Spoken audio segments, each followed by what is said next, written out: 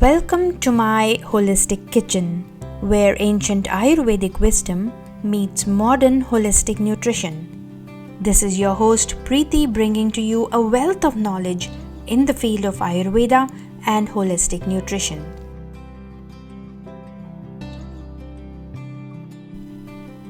Diabetes is a chronic disease which can lead to a lot of complications. Prevention is desperately needed in the world today, and educating yourself on proper blood sugar management is the only way to go. Is it all about your genes? Is it all about your environment? Is it all about your lifestyle factors? Or is it a combination of all these factors? How can we intervene on these factors and prevent ourselves from heading towards this complicated path of diabetes? It's all so scary.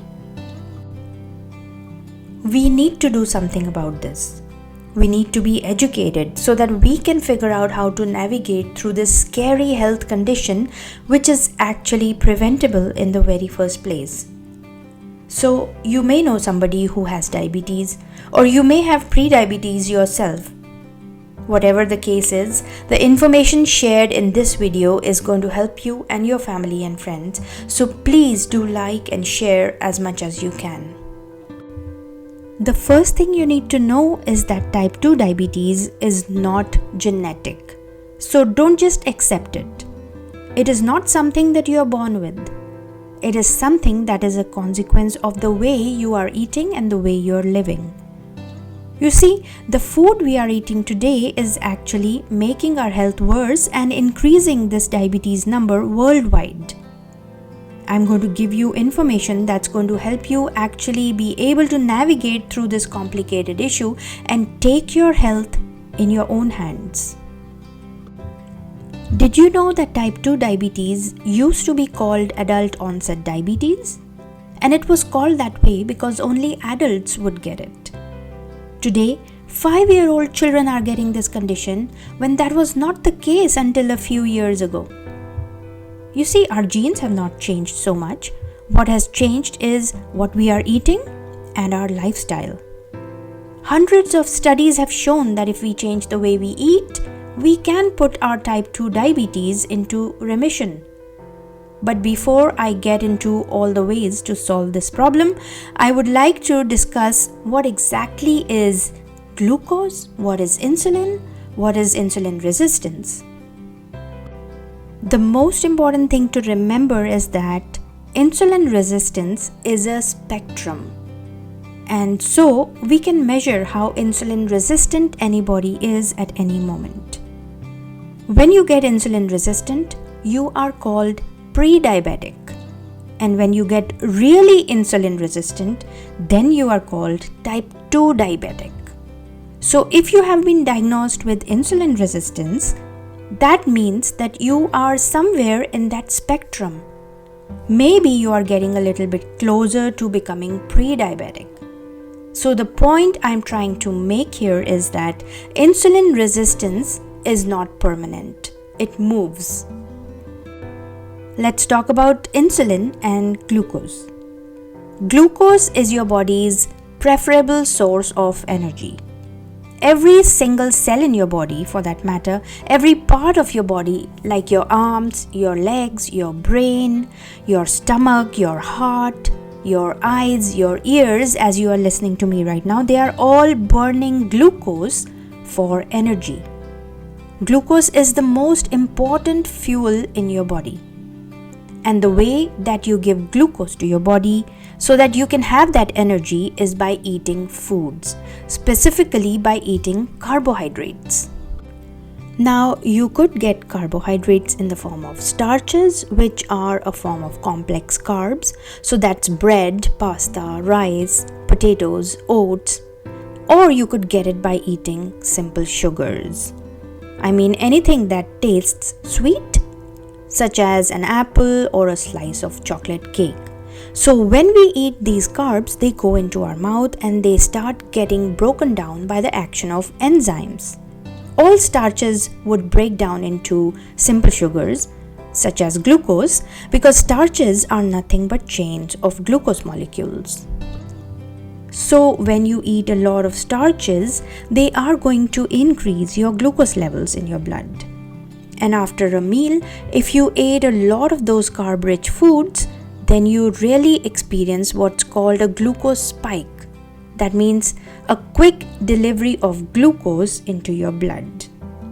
And you could actually see this if you are measuring your blood glucose using a CGM, which is a continuous glucose monitoring device that tracks blood glucose every few minutes throughout the day and night.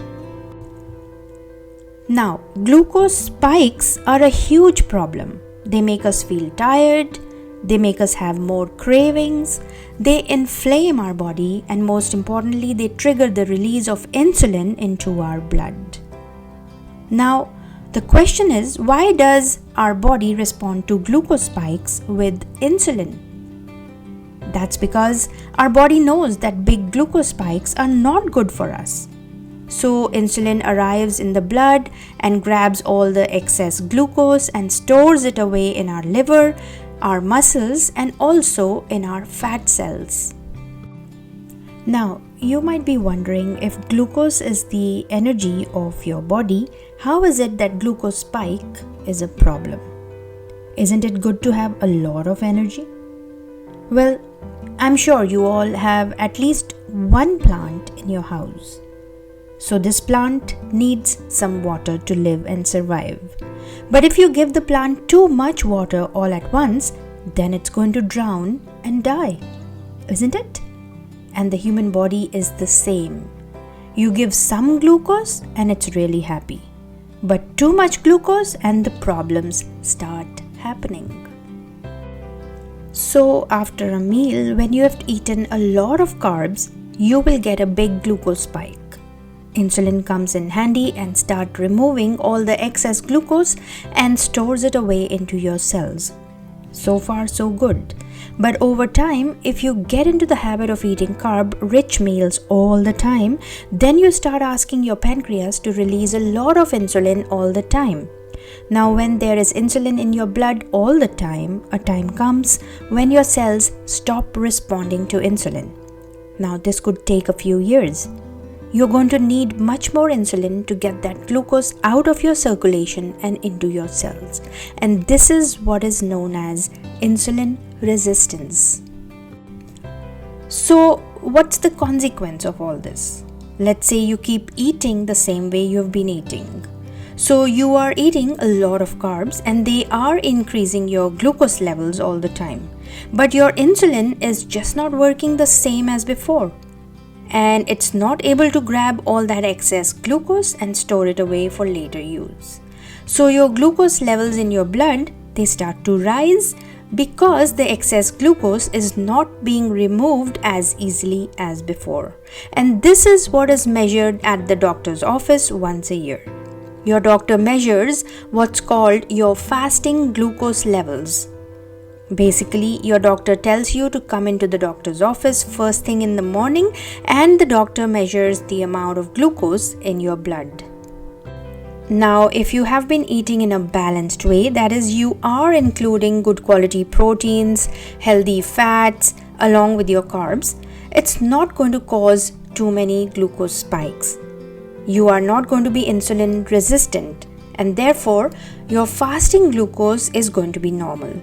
But if you have been eating in a way that causes glucose spikes all the time, therefore there is a lot of insulin circulating in your blood all the time, chances are that you could have already become insulin resistant. And therefore, your doctor might notice that your fasting glucose levels are high. Now, high glucose levels and insulin resistance go hand in hand.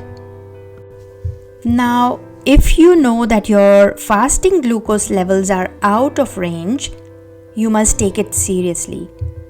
Even a tiny little increase in how much glucose is circulating in your blood is going to hurt your cells. It's going to inflame your body. It's going to hurt your brain. It's going to create advanced glycation end products which are going to hurt each and every cell in your body. What I'm trying to say is, it's going to cause a whole bunch of issues. So please take it seriously.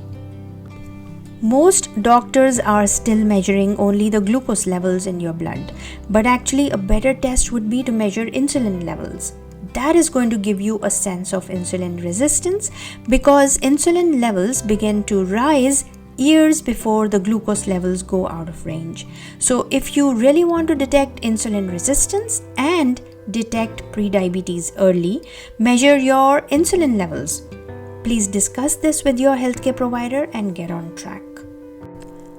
Now, if you have insulin resistance or type 2 diabetes, you might also have other things that are related to this, like polycystic ovarian syndrome or fatty liver disease.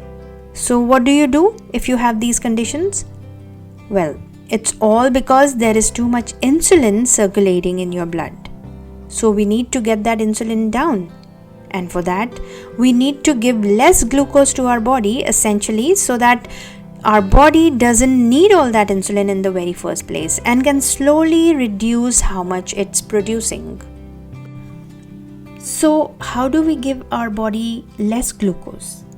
Well, the most important place to start is to look at those carbs, because carbs are what turn into glucose as we digest them. So, have a look at how you're eating.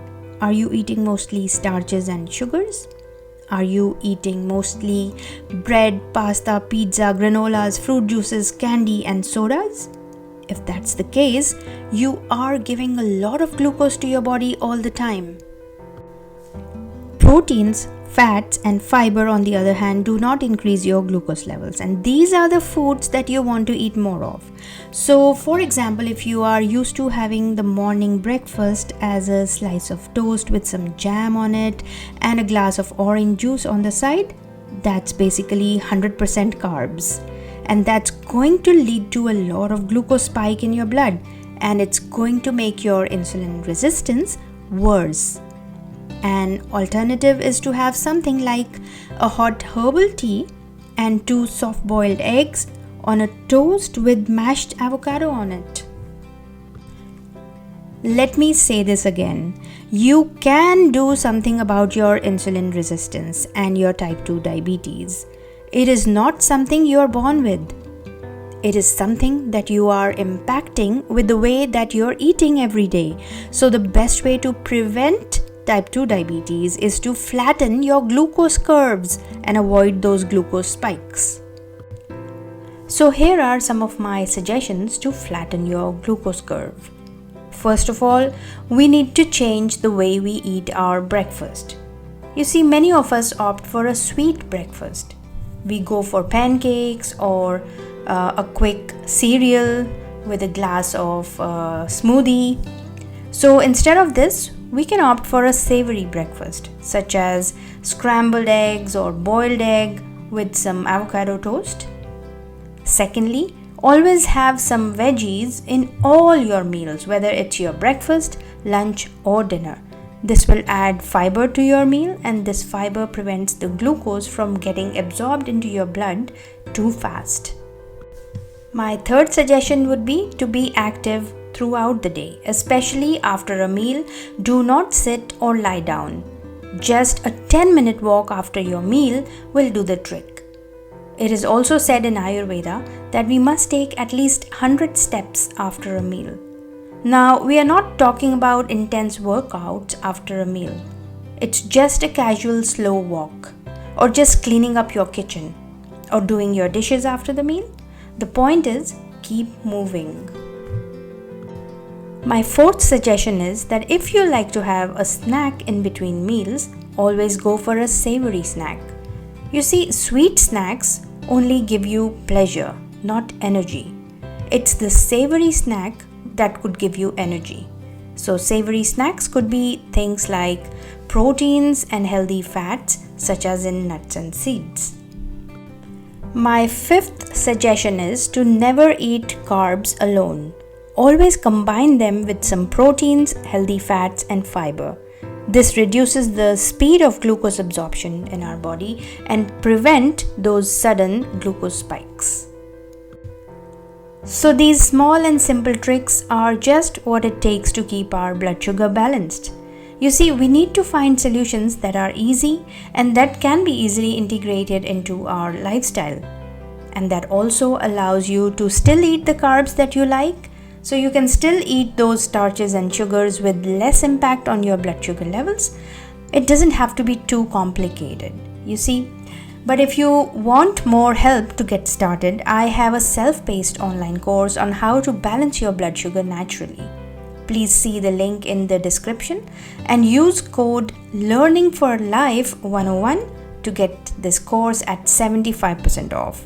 This is a limited time offer. You could also get in touch with me for your very own private one-on-one consultation and get your diet plan tailored as per your body constitution.